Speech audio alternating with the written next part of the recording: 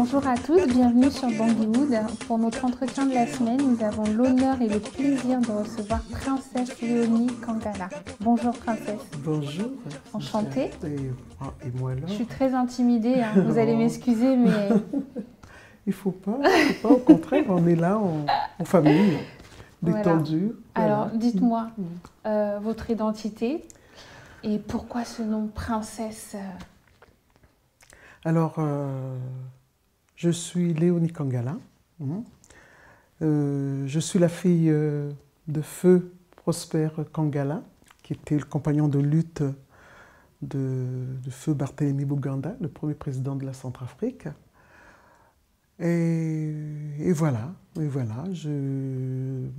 m'a donné ce nom de princesse. Princesse, voilà, c'est un certain Sami Massamba, avec qui je travaillais il y a très longtemps, artiste congolais. Et comme je travaillais avec lui dans son studio, j'étais la choriste attitrée de ce studio. Et un beau jour, bon, il aurait fallu que je vole aussi de mes propres ailes. Bon, donc je lui ai fait comprendre que j'ai bien envie de sortir un album. Et là, il me dit, mais il faudra te trouver un nom d'artiste. J'ai dit, Léonie Kangala me suffit largement. Il dit, non, puisque tu vas faire du soukous, je souhaiterais que tu t'appelles Princesse Léonie, voilà, que tu es la princesse du soukous. Je dis, ouh là, quelle histoire. Et voilà, ce truc-là, mais c'est collé à moi et c'est lourd à porter, hein, c'est lourd à porter. Ah oui, princesse. Quand je dis princesse Léonie arrive, ben, on a l'impression que c'est une principauté, quelque chose comme ça. Ça n'a rien à voir. C'est juste mon petit nom d'artiste. D'accord. Voilà. Bah, écoutez, qui vous va à merveille. Hein. Merci. Alors, est-ce que vous pouvez me dire comment vous êtes arrivé, enfin, l'envie de chanter, pourquoi la musique et pas un autre métier? Oui. Alors, déjà, j'ai grandi dans une ambiance, dans ce milieu-là. Mon père, déjà, c'était un homme politique, hein, mais à ses temps perdus, c'était un guitariste, chanteur, compositeur. Et donc, il a transmis cette envie à ses cousins. Bekba Rodolphe, qui est mon oncle, donc, qui, entre-temps, avait monté un groupe, le Vibro Succès. J'ai donc baigné dans cette ambiance. Et j'ai encore un autre oncle, Prosper Mayele, un très grand guitariste, qui aussi nous berçait avec sa guitare, sa musique. Bekba Rodolphe, lui, par contre, c'est un saxophoniste, chef de groupe, Vibro Succès, mais saxophoniste, auteur-compositeur, et c'est comme ça. C'était une évidence, je ne pouvais pas y échapper. J'ai glissé comme ça, sans le savoir, c'est arrivé comme ça. Et je me suis laissée emporter par ce vent positif, voilà, cette ambiance, cet amour de la musique qui est resté gravé dans mon cœur et dans mon esprit. Et au niveau de Bangui ou de la RCA, aujourd'hui, quelle est votre renommée? Comment les gens vous perçoivent? J'espère qu'ils continuent à aimer Princesse Léonie, surtout Léonie Kangala, parce que j'ai démarré là-bas en tant que Léonie Kangala. Hein. Est-ce que ça a une signification, Kangala, chez vous? Oui, Kangala, ce sont les rapides, il semblerait, hein, c'est ce que ma grand-mère m'a dit. Là où il y a les rapides, dans le fleuve, là où il y a des rapides, il y a des remous. Alors donc, voilà, c'est ça peut-être qui m'a donné le... cette possible. Quel bilan vous faites parce que vous avez quand même commencé la musique très jeune aussi. Voilà, aujourd'hui on est en 2013. Oui. Quelle évolution vous voyez? Par rapport à moi-même? Oui. Et ce que vous avez connu, comment vous avez débuté, comment... voilà. Oui, alors comment j'ai débuté? Comme je disais tout à l'heure, j'ai débuté vraiment comme ça, voilà. Un beau matin, je me suis levée et puis voilà, j'ai trouvé mes petits frères qui étaient en train de répéter. Je les ai surpris aussi à jouer à la guitare. Je dis, tiens, vous êtes musicien, vous aussi, vous jouez à la guitare. Mais moi, je vais chanter. Oh, qu'est-ce que tu nous racontes? Je dis, mais oui, donnez-moi le micro, vous allez voir. Et vous aviez déjà exercé votre voix avant de non? Vous êtes vraiment lancé comme ça. C'est vrai que non. Si je dis que je n'ai pas exercé, je raconterai du n'importe quoi. Dans la salle de bain, dans la chambre, avec mes copines. On avait même au lycée, voilà, au lycée, on avait monté un petit groupe, les Crapauds Jazz. Et pourquoi Crapaud? Crapaud, parce que bon, on se disait qu'on ne savait pas chanter, et puis bon, on faisait un peu les fofolles, quoi. Voilà, et donc c'est parti comme ça. Et un beau jour, pendant qu'on était en train de répéter avec mes petits frères, Hubert Diamani, qui est un grand journaliste de centrafricain, voilà, audiovisuel et radio, et donc il nous a surpris. Tiens, Léonie, mais tu chantes? Je dis, bah, j'essaye, j'aime bien. Il dit, bon, ben, écoute, je vais te faire passer dans une émission publique de variété. Et comme ça, on va voir si... jusqu'où tu es capable. Exactement.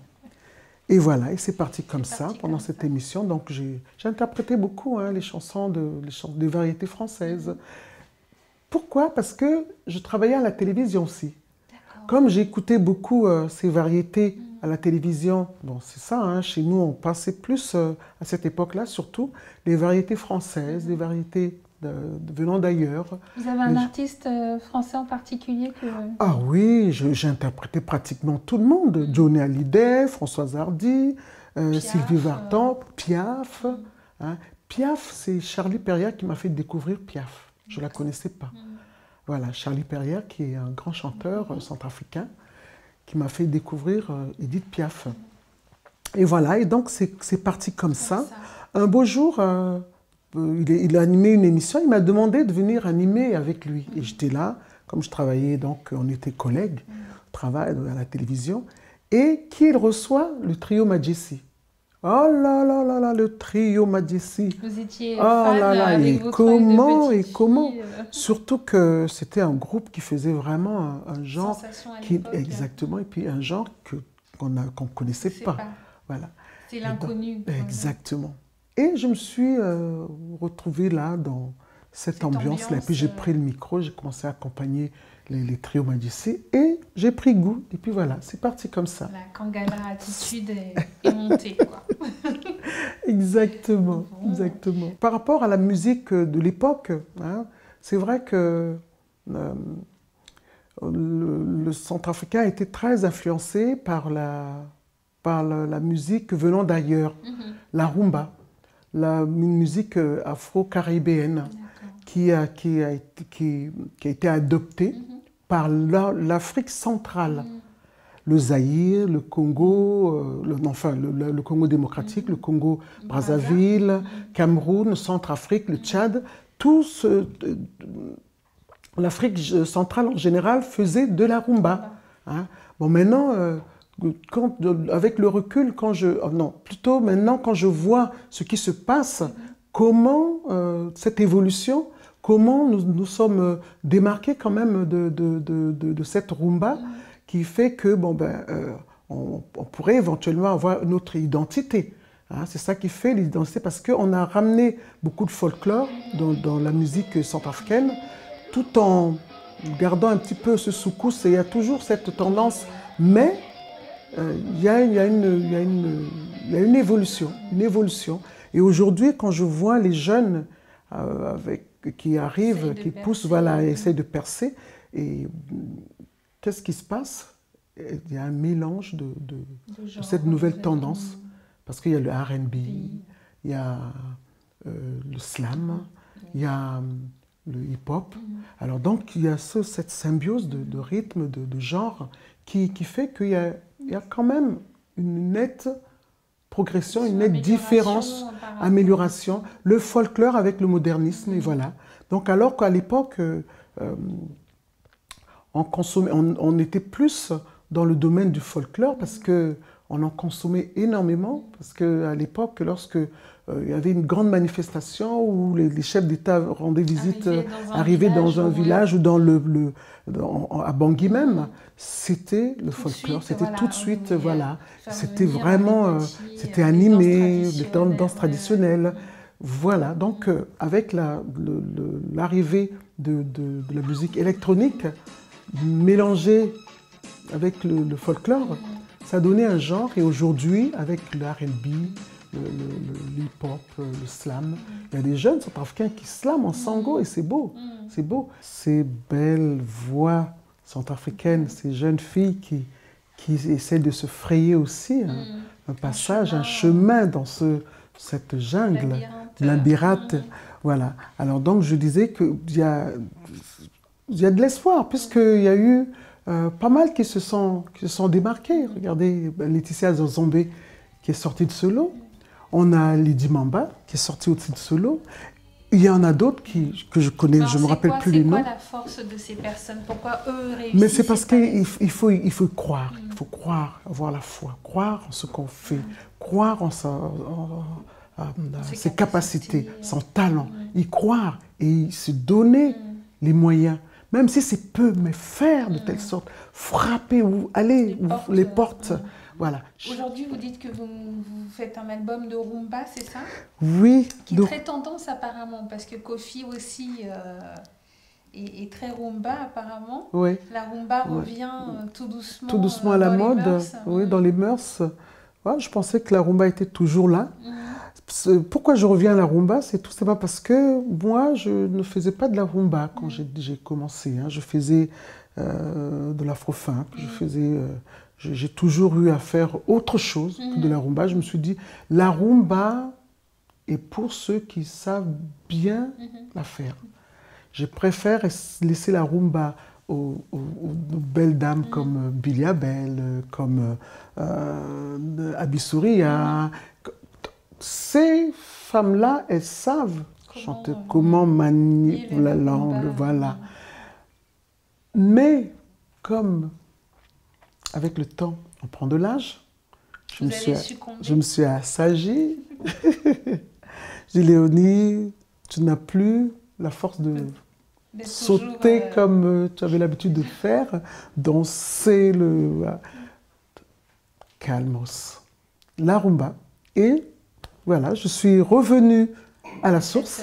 Je suis revenue rejoindre les aînés.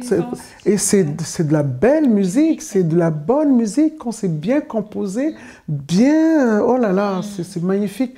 Tu poses ta voix tranquille et voilà. Aujourd'hui, où est-ce qu'on peut retrouver vos albums? Alors, sur le net, comme tout le monde, parce que les choses ont changé. Il n'y a plus de producteurs, il n'y a pratiquement plus de distributeurs et tout se passe maintenant sur le net. Donc, si vous allez sur iTunes, vous tapez Princesse Léonie, ben, vous trouverez les chansons. Vous pouvez en acheter à l'appel. 3, 4, 5, 6, 10 titres, pourquoi pas? Téléchargement légal, attention, attention, pas de piratage. Pas de piratage. Entendu. Oui, ok. Bah, écoutez, je vous remercie beaucoup. Merci de cette vision, de toutes ces informations. Mais c'est moi plutôt qui vous remercie de m'avoir accueilli, c'est normal, c'est un honneur. M'a donné cette opportunité de pouvoir parler un peu de la musique de la Centrafrique, parler un peu de notre beau pays, Bangui la coquette, qui est devenu un petit peu Bangui, mais l'espoir fait vivre. On espère toujours que les choses vont s'arranger et que nous puissions retrouver cette quiétude, ce calme, cette belle ambiance de Bangui la coquette, de dignité, surtout la dignité, que vraiment nous puissions nous remettre au travail et faire les choses pour que vraiment le pays avance et que l'on puisse parler de nous dans les bonnes choses, dans nos œuvres, dans le développement du pays, que nous puissions aussi que nos chefs d'État, quand ils vont ailleurs, qu'on puisse les regarder, exactement, qu'on puisse dire voilà, chefs d'État de la Centrafrique, ils font ceci, ils travaillent, c'est ce qu'on attend.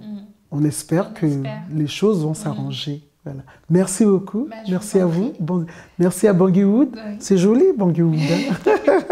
Merci beaucoup, c'était un merci honneur. À vous, plaisir était pour moi. Merci. Notre entretien se termine. Retrouvez-nous sur www.bangiewood.com. À très vite pour d'autres entretiens. Et bien sûr, n'hésitez pas à nous laisser vos commentaires. À très bientôt.